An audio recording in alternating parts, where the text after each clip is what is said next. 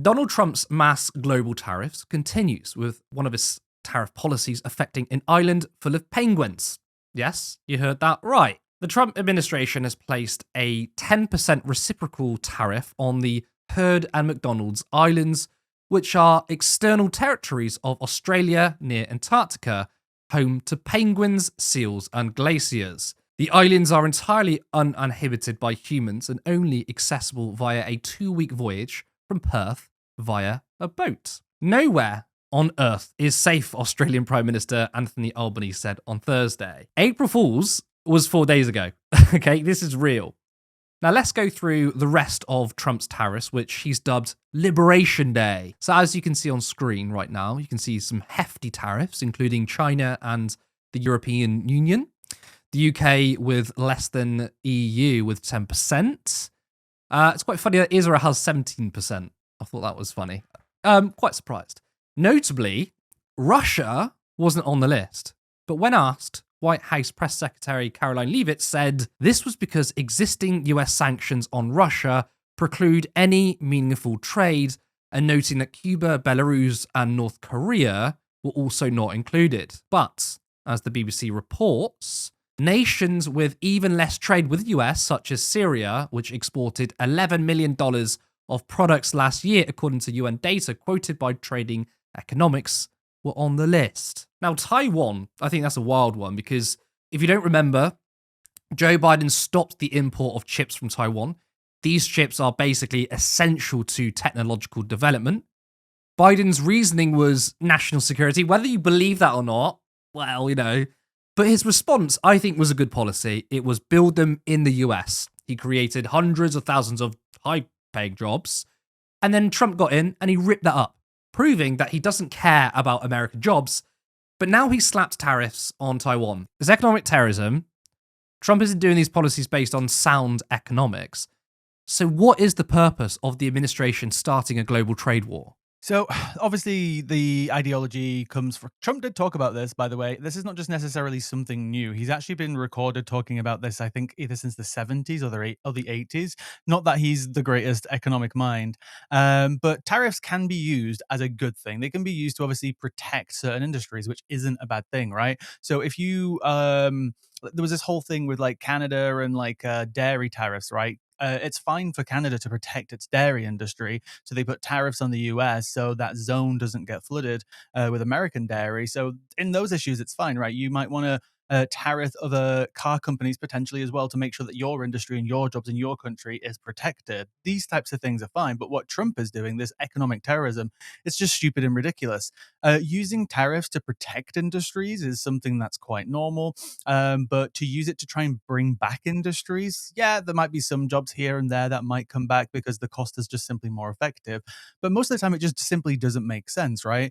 America is never going to grow bananas. America's is never going to grow coffee. There are lots of industries out there where the production exists only in one place in the world. My dad used to work for a company who used to make this like pressure thing. I don't know what it was. It cost millions of quid to make, and companies all over the world bought it. It's the only company in the entire world who makes this specific thing. So Donald Trump is giving them two choices. We're going to tariff you unless you, or you come and make a factory in the US and bring jobs there. But again, that still doesn't make sense because that would still require them to have production in two different places, and it would require them to either shut down production there or create two production facilities, again just increasing costs. And again, the idea that America is trying to bring industries back that they've never had, right? It just doesn't make sense. They're not going to grow coffee, they're not going to grow bananas, and it's just stupid. It's just putting prices up for lots of consumers. But the thing is, though, first of all, in order to bring back industry, as you say, you're going to have a huge industrial strategy to do that. You don't just slap on tariffs. But also the problem is, even if you were to bring back American jobs, which is obviously something that should be done, but let's say they import things from China, right? And America tries to do it themselves. They need to understand that prices are going to be higher because the labor costs are going to be higher. They have, I would say still pretty weak unions in America, but it's going to be stronger unions. You're going to have to expect to pay more for stuff if they're made in America. So if you're going to slap on tariffs, which is going to increase the prices, then Americans can't then go, okay, well, we're going to consume elsewhere. We're going to buy American, and it's not going to be any cheaper. So there's no incentive for the American people to go, well, because the cost of these particular goods coming from China is now more expensive because of the tariffs. I'm going to go buy it from America, and that's if there is even an American industry to provide it.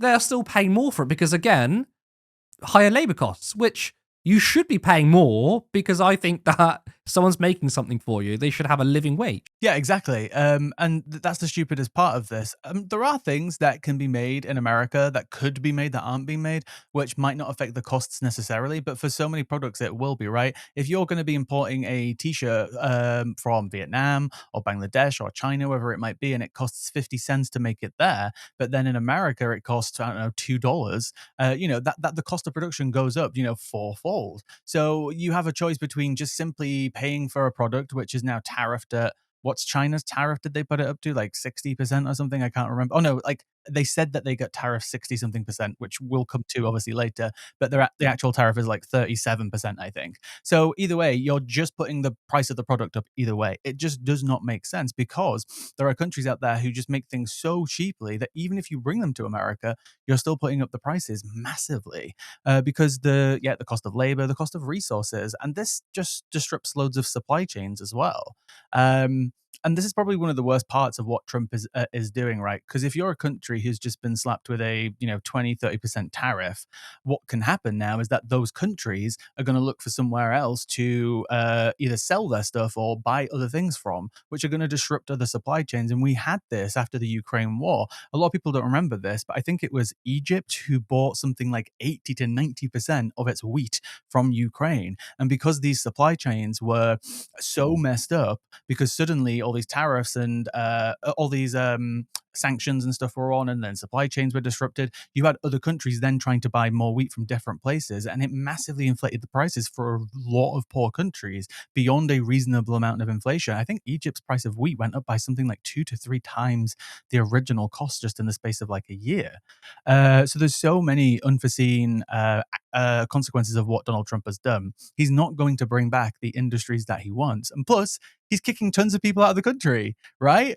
They don't even have the amount of people that they would need in the country to open up these industries anyway. It doesn't make sense. I mean, we covered on Wednesday that Keir Starmer has continued to grovel over the US, right? Whereby he basically slashed taxes on tech giants in order to reduce, by the way, not remove, but reduce the tariffs. And as you saw in the graph we showed earlier, tariffs on European Union nations are 20%. The UK has 10%, which is of course better than 20%. But there are now people, particularly on the right wing, calling this a victory for Brexit. What are your thoughts on that? No, it's completely stupid. The UK is now lonelier than ever.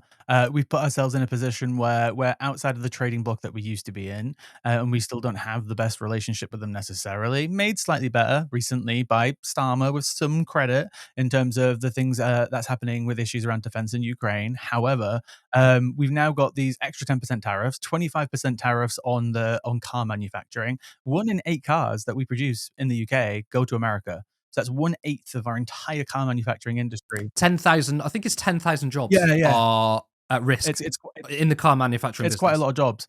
And now we're lonelier than ever because the EU just announced today that they have no intention of revisiting the Windsor framework anytime soon.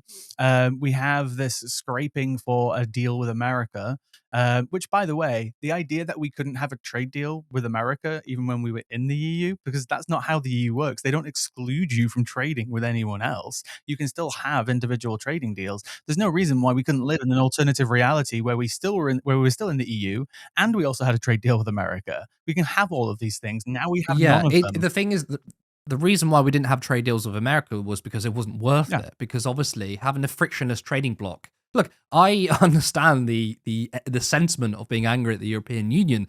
I've said publicly before that when the referendum was called, I was on both sides. At one point, I was going to vote for Brexit. At one point, I was going to vote for the EU. Went back to Brexit and stuff. But what really convinced me at the end of it was, one, there was a lack of a left-wing campaign, but also there was no economic, logical argument I heard that we could leave the EU because we were going to trade with the EU regardless of being inside or outside the EU. But being in the EU meant that 50% of a trade was frictionless. And actually, the reason why we didn't trade with places like America and other nations was because we were getting a far better deal with the EU. Not, as you noted, that we weren't allowed to. We didn't want to trade with America with chlorinated chicken and lower standards, safety standards, even workers' protection standards. Whereas we're getting a far better deal with the EU. So and also what's noted that outside of the EU now, we've not had a proper US trade deal, which is what was promised, right? We said we're going to get loads of trade deals. Where's this big US trade deal we have? I don't really see it apart from reducing tariffs by 10%. And the cost for that is this isn't a no cost situation. He's reducing taxes on tech giants, which no one supports, by the way. No one wants that. We should be increasing taxes on these people, not reducing it. Yeah, not only that as well, it's just worth noting. I'm not sure if you covered it on Wednesday exactly. I can't remember. They're pushing around this Online Safety Act. The Online Safety Act was brought in 2023 by the Conservatives. There's some critiques to it, but it was actually overall, I think, a good policy. It reined in online companies, so everything from social media to other websites, to mostly protect children, but there's some protections for adults. So it puts in place fines if companies allow children, if they're on the apps and they know that they're children, to be DM'd by adults, right? So simple things like that. It made stuff like deep fakes when it comes to certain types of things like adult content, like that would be illegal. It forces companies to take down people who are promoting posts about terrorism, and just loads of good things that's in the Online Safety Act. But these campaigners, also who are working with the ADF, which is the Alliance for Defending Freedom, they're trying to bully our government into either changing or getting rid of the Online Safety Act because they're saying it's against free speech and all these types of things, which there's nothing in there about free speech. It's just about making things that are currently illegal not to also be online. That's all it's essentially. There's no new law that's been brought in to say this thing that you used to be able to say you can no longer say. It's a case of the middle ground of, yes, social media companies are not publishers, but they still need a little bit more responsibility for what they're allowing on their platform. And they're bullying our government. And this group called the ADF, who are working with the Trump administration, this is the same group, by the way, who helped overturn Roe v. Wade in America. They're putting millions into the UK. This is the same group, which is very topical, for the woman who just got charged today for protesting at an abortion center.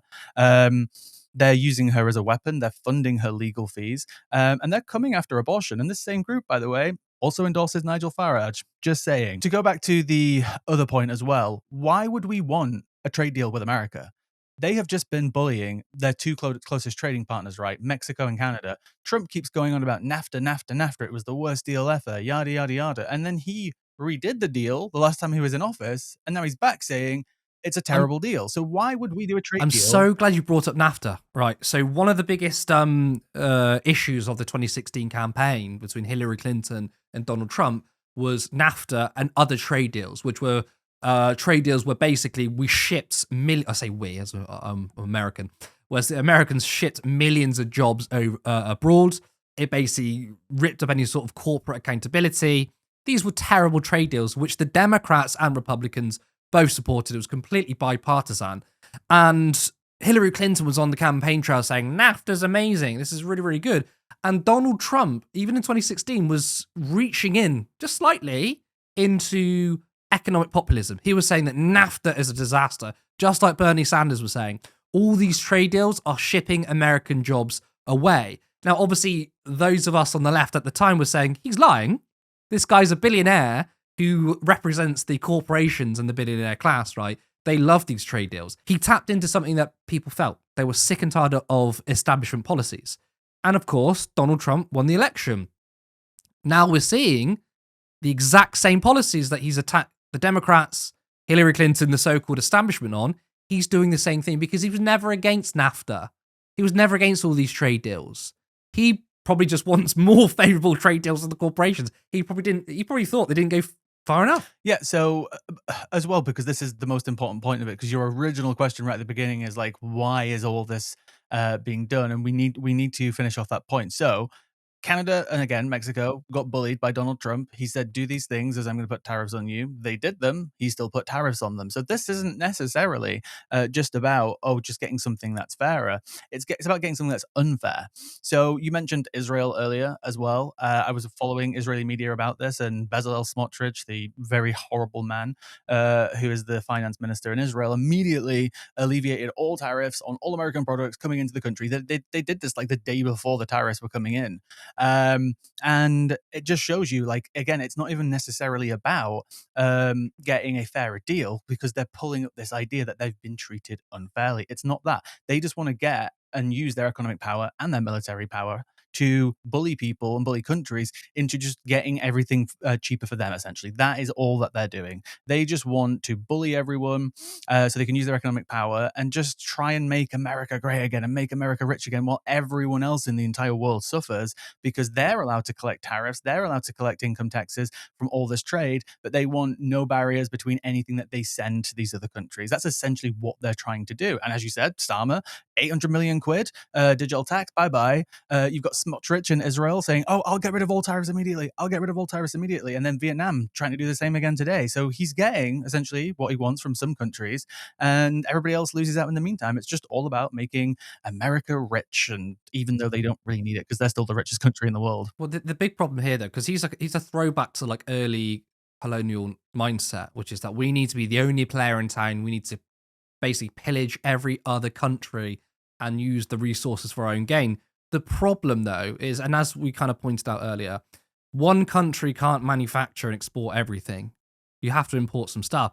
If you start bullying and destroying other countries, how are you going to import their stuff? And I wanted to talk about Taiwan, right? Because as I mentioned earlier, Taiwan, obviously, they were making some really important chips that are really important for modern technology. And of course, Joe Biden banned the imports from Taiwan because he said it was to do with security. Probably part of the reason, but also I say largely the reason was because they don't want China to succeed technologically. Let's be honest, that's kind of the reason. But then obviously Biden's response was, okay, we're going to block imports of these chips. We're going to make our own. That's great, right? But then Trump has stopped that and then slapped on tariffs on Taiwan. So in that instance where he's trying to be the big man, the bully, that also doesn't help America, because how are they going to get their chips? If he's not supporting it domestically in America, and he's also not supporting the imports of it, that leaves America behind. And of course, this is the age of technology. To grow the economy and to grow your influence on the world, you need to have the best technology available. China's doing that, and America's shooting themselves in the foot. Support independent media. Support social justice that's there on social media. Thank you. Turn left.